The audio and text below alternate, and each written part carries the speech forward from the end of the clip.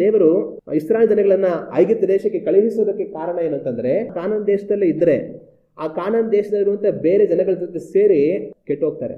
ಆ ಕಾನಾನ್ ದೇಶದಲ್ಲಿ ಇದ್ದಂತ ಜನಗಳು ವಿಪರೀತವಾದ ಪಾಪದಲ್ಲಿ ಬದುಕ್ತಾ ಇದ್ರು.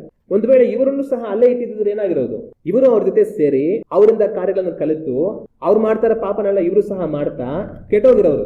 ಅಬ್ರಹಾಮನ ಸಂತತಿ ಕೆಟ್ಟೋಗಿರೋದು. ಈ ಐಗುಪ್ತ ದೇಶದಲ್ಲಿ ಇದ್ದಾಗ ಅವ್ರು ಯಾವ ತರ ಇದ್ರು, ಐಗುಪ್ತ ದೇಶದಲ್ಲಿ ಇದ್ದಾಗ ಅವ್ರು ಬೇರೆ ಯಾರ ಜೊತೆ ಸೇರೋದಕ್ಕೆ ಅವಕಾಶ ಇರಲಿಲ್ಲ. ಅವರು ಗೋಷೆನ್ ಸೀಮೆಯಲ್ಲಿ ಪ್ರತ್ಯೇಕವಾದ ಜನವಾಗಿ ಅವ್ರು ಬದುಕ್ತಾ ಇದ್ರು. ಈ ಐಗುಪ್ತರು ಅವ್ರನ್ನ ಸೇರಿಸ್ಕೊಳ್ತಾ ಇರ್ಲಿಲ್ಲ.